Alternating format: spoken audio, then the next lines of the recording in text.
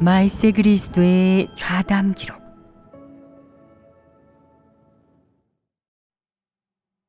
하나님의 사역과 성품을 인식하는 것에 관한 말씀. 발췌문. 말씀이 육신으로 나타남이란 책은 내용이 무척이나 풍부하다. 다양한 측면의 진리를 포함하고 있으며 앞으로의 시대는 어떤 모습일지를 예언하는 예언의 말씀들도 있다. 사실 예언은 하나의 큰 윤곽이며 대부분은 모두 생명 진입 측면을 이야기하고 사람의 본성을 밝히며 하나님과 하나님의 성품을 어떻게 인식해야 하는지에 대한 말씀들이다. 미래는 어떤 시대일지, 또 몇 개의 시대가 있을지, 앞으로 인류가 어떤 경지에 진입하는지에 관해서는 구체적인 청사진이 없고 구체적으로 지칭하는 것도 없으며 구체적인 연대는 더더욱 없는 것이 아니냐. 이는 사람이 미래 시대에 관심을 가질 필요가 없으며 아직은 그럴 시기도 아니고 그 시기가 되려면 아직도 멀었다는 것이다. 너희에게 이야기를 해도 알지 못할 것이며 게다가 지금은 사람이 그것들을 알 필요도 없다. 그런 일들은 사람의 생명 성품 변화와 그다지 관계가 없으니 너희는 그저 사람의 본성을 밝히는 측면의 말씀만 알면 된다. 예전에 천년 하나님 나라의 일, 하나님과 사람이 함께 안식에 들어가는 일, 말씀 시대란 무엇인지와 같은 것들을 예언했는데 말씀으로 예언한 모든 것은 모두 가까운 시대의 일이며 언급하지 않은 것은 매우 먼 미래의 일이다. 그럼 매우 먼 미래의 일은 연구하지 마라. 너희가 몰라야 하는 일은 너희에게 알려주지 않는다.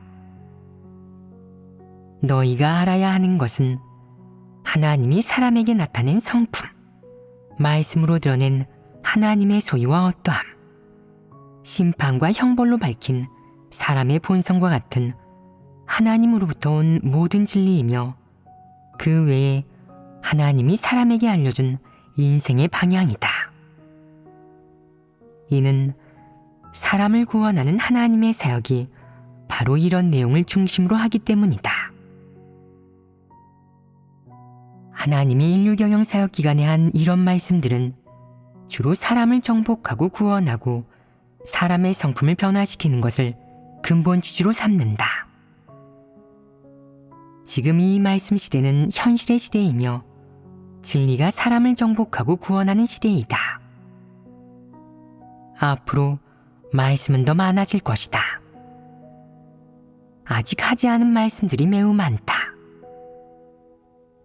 어떤 사람은 현재 이런 말씀들이 하나님이 선포한 전부라고 생각하는데 이는 틀려도 단단히 틀린 인식이다. 말씀 시대의 사역이 중국에서 시작되었을 뿐 앞으로 하나님이 공개적으로 나타나 사역하면 말씀이 더 많아질 것이기 때문이다. 미래의 하나님 나라 시대가 어떨지, 인류가 어떤 종착지에 진입할지, 종착지에 진입한 후에는 또 어떤 내용들이 있을지, 그때가 되면 인류의 생활 방식이 어떨지, 사람의 본능으로 어느 수준까지 이를 수 있을지, 어떤 인도와 공급이 필요할지 등등 이런 일들 또한 모두 말씀 시대의 사역 내용이다.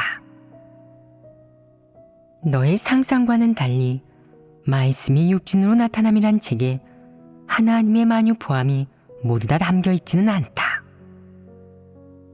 하나님 성품의 발현과 하나님이 어떻게 사역을 하려 하는지, 이것이 내가 상상하는 것처럼 그렇게 간단하겠느냐. 하나님은 만유를 포함하고 어디에나 있으며 무엇이든 다 할 수 있고 지극히 높다는 이런 말들은 빈말이 아니다.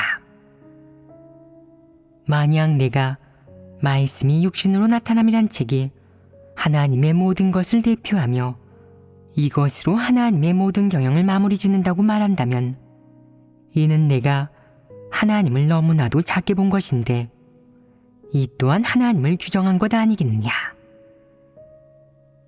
그런 말씀들은 단지 만유를 포함하는 하나님의 극히 작은 측면일 뿐이라는 점을 알아야 한다.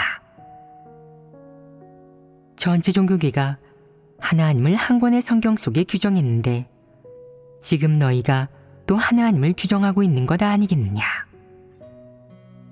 하나님을 규정하는 것, 이것이 바로 하나님을 폄하하고 정죄하고 모독하는 것임을 모른단 말이냐.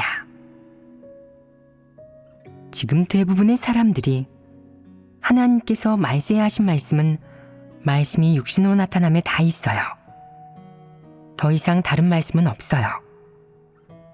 하나님의 말씀은 이게 전부예요. 라고 생각하고 있는 것 아니겠느냐. 이런 생각은 틀려도 단단히 틀렸다. 말씀이 육신으로 나타남이란 책에 실린 말씀은 단지 하나님 말세 사역의 시작을 여는 말씀이자 말씀의 일부분으로 주로 이상 측면의 진리에 관한 말씀이다. 앞으로도 실행 측면에 많은 세부적인 말씀들이 있다. 그렇기 때문에 말씀이 육신으로 나타남이란 책이 세상에 공개되었다고 해서 결코 하나님의 사역이 일단락되었다는 의미가 아니고 하나님의 말세 심판 사역이 완전히 끝났다는 의미도 아니다. 하나님은 아직도 선포할 말씀이 많으며 이런 말씀들을 다 하고 난 후에도 하나님의 모든 경영 사역이 끝났다고 할 수 없다. 전우주의 사역이 끝나면 6천년 경륜이 끝났다고만 말할 수 있다. 하지만 그때 이 우주에 인류가 여전히 생존할까? 생명이 존재하고 인류가 존재하는 한 하나님의 경영 또한 반드시 있을 것이다. 6천년 경륜이 끝난 후에도 인류, 생명, 우주가 존재하는 한 여전히 하나님의 경영이 있겠지만 이를 6천년 경륜이라고는 할 수 없다. 지금은 하나님의 경영이라고 말하지만 미래에는 다른 이름으로 불릴 수도 있다. 그것은 하나님과 사람의 또 다른 생활이다. 하나님이 여전히 현재의 말씀으로 사람을 인도할 것이라고는 할 수 없다. 이런 말씀들은 현 단계에만 적용되기 때문이다. 그렇기 때문에 어떤 순간이라도 하나님의 사역을 규정하지 말라고 하는 것이다. 어떤 사람은 하나님께서는 이런 말씀들로 사람에게 공급하실 뿐 다른 것을 더 공급하시지는 않아요. 하나님께서는 이런 말씀만 하실 수 있어요. 라고 말하는데 이는 또 하나님을 어떤 범주 안에 국한시켜버린 것이다. 지금은 하나님 나라 시대인데 내가 예수 시대의 말씀을 가져온 것이나 마찬가지이니 적합하겠느냐? 적합한 것도 있고 폐지되어야 할 것도 있다. 그렇다면 너는 하나님의 말씀을 영원히 폐지하면 안 된다고 해서는 안 된다. 사람은 규정하기를 좋아하지 않느냐? 어떤 일에서 하나님을 규정할지도 모른다. 그러다가 어느 날 어쩌면 내가 마치 요즘 사람이 성경을 읽는 것처럼 말씀이 육신으로 나타남이란 책을 읽으며 하나님의 발걸음을 따라가지 못할 수도 있다.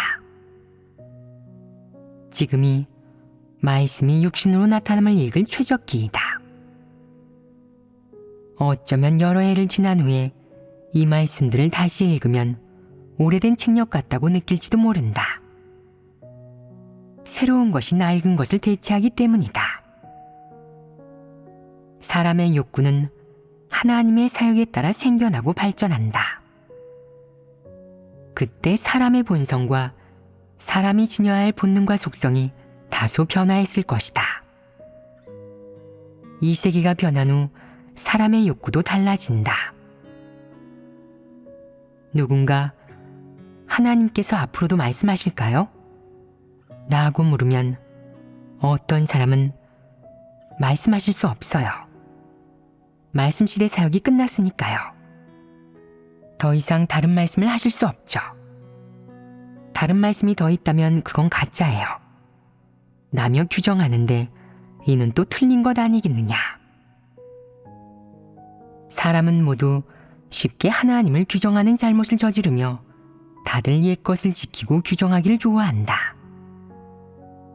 분명 하나님을 알지 못하면서 함부로 하나님의 사역을 규정한다. 사람의 본성은 정말이지 너무나도 교만하다. 사람은 늘 예전의 낡은 관념을 고수하려 한다. 예전의 것들을 마음속에 담아두고는 이것들이 자신의 미천인 양 교만하고 방자하게 굴며 스스로 모든 것을 깨달았다고 여겨 감히 하나님의 사역을 규정하는데 이는 하나님을 판단하는 것 아니겠느냐. 또한 하나님의 새로운 사역을 아예 살펴보지도 않는데 이는 사람이 새로운 것을 쉽게 받아들이지 못하면서 살펴보지도 않고 함부로 규정한다는 것을 의미한다. 사람은 정말 교만하여 비이성적이고 어느 누구의 말도 듣지 않고 하나님의 말씀조차 받아들이지 못한다. 이것이 바로 사람의 본성이다. 바로 교만과 독선이 가득하며 전혀 순종하지 않는 것이다. 당시 바리새인이 예수를 정죄할 때 바로 이랬다. 그들은 당신이 한 것이 옳다고 해도 저는 당신을 따르지 않습니다. 오직 여호와만이 참 하나님이십니다. 라고 생각했다. 지금도 그분이 그리스도예요? 그분이 정말 그리스도여도 전 따르지 않아요. 라고 말하는 사람이 있다. 이런 사람이 있지 않으냐?